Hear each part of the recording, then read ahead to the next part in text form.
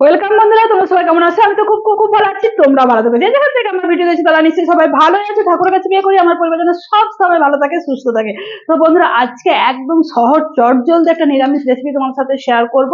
তো চলো, বেশি বকবক করবো না, 5 মিনিটের রেসিপি, ঝটপট হয়ে যাবে একদম।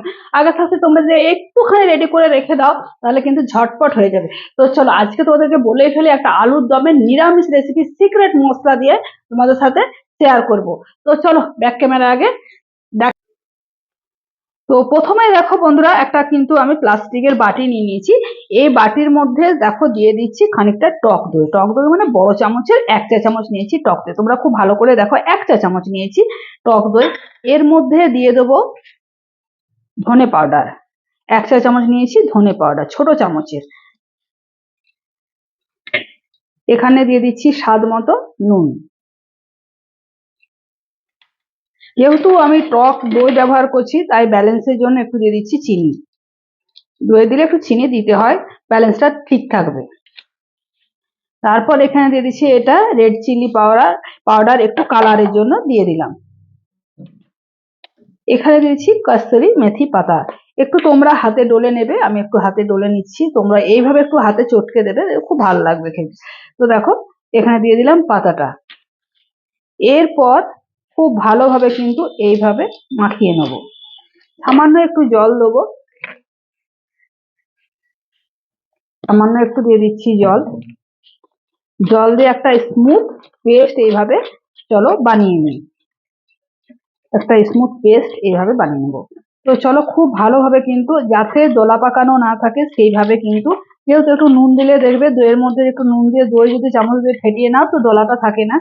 তো চলো, আমি এক হাতে ক্যামেরা ধরে আছি, তাই আমি তোমাদেরকে ভালো করে দেখাতে। চলো, ক্যামেরাটা একটু অফ করছি, তারপর ভালো করে একটা স্মুথ পেস্ট আমি বানিয়ে নিই। তো বন্ধুরা দেখো, রান্নাটা করব সাদা তেল দিয়ে। তো সাদা তেল আমি অলরেডি বসিয়ে দিয়েছি। দেখো, একটুখানি সাদা তেল আমি নিয়েছি। আর এদিকে দেখো, মশলাটা খুব ভালো করে পেস্ট বানিয়ে নিলাম। খুব ভালো করে একটু মানে মিনিট 4-এর মতো ভালো করে ফেটিয়ে নিলাম, মশলাটা রেডি করে নিলাম। তো চলো, এরপর কড়াইতে দিয়ে দিচ্ছি সামান্য 1 চিমটি হিং। তোমরা যে কোনো নিরামিষ দিন বন্ধুরা, নিরামিষ আমি যেদিনই কিন্তু রাতে রুটি দিয়ে তোমরা অবশ্যই বানাতে পারো। এটা কিন্তু মানে ফ্রাইড রাইস বলো, লুচি বলো, পরোটা বলো, সাথে সাথে কিন্তু খুব ভালো যাবে। আর ফোড়নে দেবো সাদা জিরে, বটার সময় 2টো শুকনো লঙ্কা আর একটা তেজপাতা আমি 2 ভাগ করে নিয়েছি। ফোড়নটা এর মধ্যে অ্যাড করে দিলাম। হ্যালো, ফোড়ন থেকে তো খুব সুন্দর একটা মিষ্টি গন্ধ বেরিয়ে এসছে। এরপর এই পেস্টটা এখানে আমি দিয়ে দিই। আর বন্ধুরা দেখো, সাইডে কিন্তু বসিয়ে দিয়েছি গরম জল। এখান থেকে একটু গরম জল নিয়ে নিয়েছি। তো ভালো করে ধুয়ে গরম জলটা এর মধ্যে দিয়ে দেবো। এরপর কিন্তু এখানে কিন্তু কোনো রকম আমি হলুদ ব্যবহার করিনি, ওই জন্য আমি রেড চিলি পাউডারটা দিয়ে দিয়েছি। তো ওটাতে কালারটা চলে আসবে। তোমরা চাইলে সামান্য একটু হলুদ দিতে পারো, কিন্তু আমার পক্ষে মনে হয় হলুদ না দেওয়াটাই বেস্ট। তো চলো, এটা কিন্তু এবার ঢাকা দিয়ে খুব ভালো করে কিন্তু যতক্ষণ না তেল রিলিজ করবে ততক্ষণ আমি খুব ঢাকা দিয়ে ভালো করে নাড়িয়ে চাড়িয়ে কিন্তু একদম লো ফ্লেমে কষে নেবো। এদিকে দেখো, লো ফ্লেমে আমার মশলাটা অলরেডি হচ্ছে। এই দেখো ফুটছে। আর তার মধ্যে আরেকটা আমি মশলা বানিয়ে নেবো। 1/2 ইঞ্চি আদা, দেখো একটুখানি আদা দিয়ে দিচ্ছি। আর দিয়ে দিচ্ছি 3টে কাঁচা লঙ্কা। আর এখনো 5টা দিয়েছি কাজু বাদাম। আর একটুখানি দিয়েছি চারমগজ।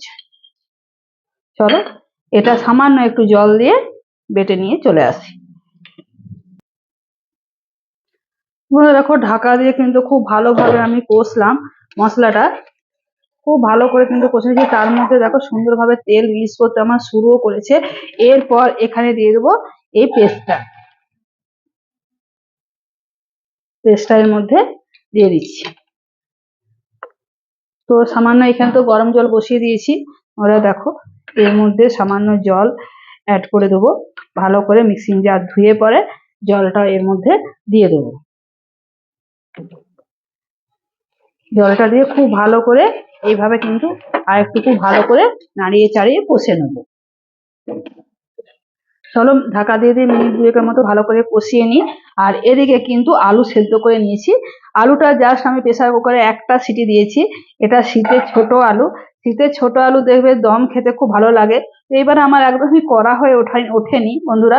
তো আমার কালকে ভাই এনে দিয়েছে, তাই ভাবলাম আজকে একটু আমি করেই নিই। মানে আলুর দমটা, শীতের যে আলু, ছোট আলুর দম।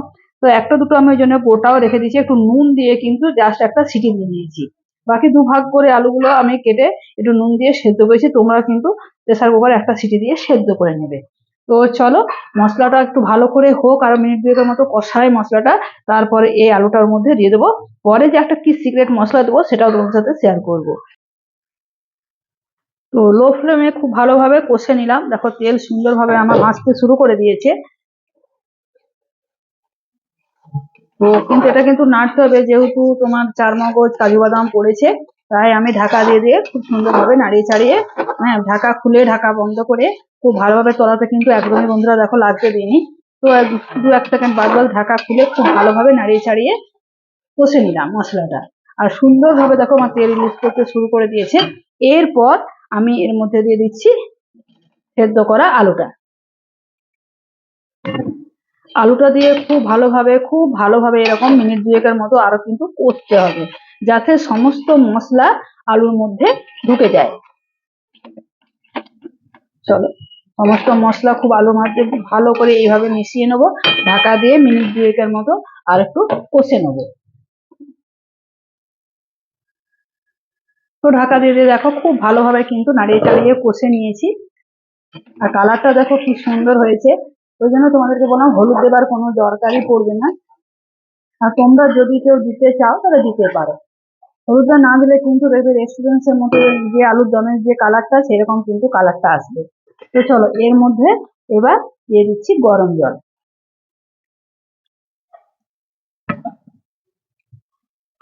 আর এই সময়তে বন্ধুরা তোমাদেরকে বারবার বলছি, নুন ঝাল মিষ্টিটা ব্যালেন্সটা একটু চেক করে নেবে। এর মধ্যে এবার একটা সিক্রেট মশলা ব্যবহার করব। তো একটু ফুটে আসুক, তোমরা অপেক্ষা করো।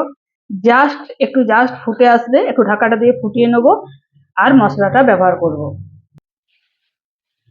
বন্ধুরা দেখো ফুটে আমার চলে এসেছে, জাস্ট ফুটে এসছে। তো এরপর এই যে মশলাটা আমার স্টোর করে রাখা থাকে, এটা আলুর দম বলো, তারপরে যে কোনো নিরামিষের ফুলকপির তরকারি বলো, একটু ডালের মধ্যে দিলেও খেতে কিন্তু দুর্দান্ত হয়। একটু ঘুগনির মধ্যেও দিতে পারো, খেতে একদম মন্দ লাগে না। তো এই মশলাটা চলো আমি স্টোর করে রেখে দিই। এক সপ্তাহের জন্য আমি অন্তত করে রাখি, যে কোনো সবজিতেও আমি দিই, কিন্তু খেতে দুর্দান্ত হয়। এটার মধ্যে আছে গোটা ধনে, গোটা জিরে, মানে কাঁচা জিরে, কিন্তু কাঁচা ধনে, কাঁচা জিরে, আর শুকনো লঙ্কা, তেজপাতা, দারচিনি, লবঙ্গ, আর এলাচের মধ্যে যে কালো যে বড় এলাচটা হয়, সেই এলাচটা এর মধ্যে আছে। আর আছে তোমার কি বল, ছোলার ডাল। মশলাটা ছোলার ডালটা বন্ধুরা অবশ্যই দেবে, ওটাতে একটা আলাদা ফ্লেভার আসে। এই মশলাটা আমি স্টোর করে রাখি বানিয়ে। আর এই মশলাটা কিন্তু দেখো এইটুকুনি আমি দেবো, এইটুকুনি দিলেই কিন্তু আমার হয়ে যাবে, ব্যাস, আর কিন্তু দিচ্ছি না।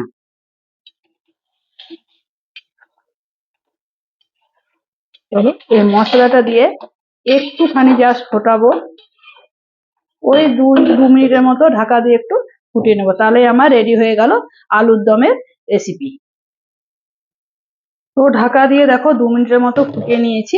আমি কিন্তু এবার গ্রেভিটা কিন্তু এইরকমই রাখবো, কেননা যেহেতু আমি সেদ্ধ আলু ব্যবহার করেছি, তো জলটা কিন্তু টেনে নেবে। তো চলো 5 মিনিট স্ট্যান্ডিং টাইমে থাক, তারপর তোমাদেরকে ঢাকনা খুলে আবার দেখাবো। গ্যাসের ফ্লেম আমি বন্ধ করে দিলাম। তো 5 মিনিট ঢাকা দিয়ে রেখে দিলাম, 5 মিনিট ব্রেক নিয়ে তোমাদের কাছে আবার ফিরে আসছি। তো বন্ধুরা দেখো 5 মিনিট ব্রেক নিয়ে তোমাদের কাছে আবারও হাজির হলাম। দেখো কত সুন্দর আর কত লোভনীয় দেখো দেখতে হয়েছে, কত অল্প মশলা দিয়ে বানালাম। এখানে শুধু মশলার মধ্যে তোমরা তো দেখলে সিক্রেট মশলা যেটা দিলাম, ভাজা মশলাটা, আর একটুখানি দিয়েছি ধনে। তো দেখো বন্ধুরা, এটা কিন্তু অবশ্যই তোমরা যে কোনো নিরামিষের দিন, আমিষের দিন খেতেই পারো। তো এইভাবে করলে পরে দুর্দান্ত, এটা লুচি পরোটা লুচি সবের সাথে কিন্তু ভালো যায় খুব। তো ভিডিওটা তাহলে কেমন লাগলো আলু দমের রেসিপি, তোমরা অবশ্যই আমাকে কমেন্ট করে জানিও। আর ভালো লাগলে চ্যানেলটাকে সাবস্ক্রাইব করে বন্ধু পরিজনের কাছে শেয়ার করে আমার পাশে থাকার অনুরোধ রইল। আজকের মতো টাটা, বিদায় নিচ্ছি। আবার অন্য কোনো দিন অন্য কোনো রেসিপি নিয়ে তোমাদের কাছে হাজির হয়ে যাব।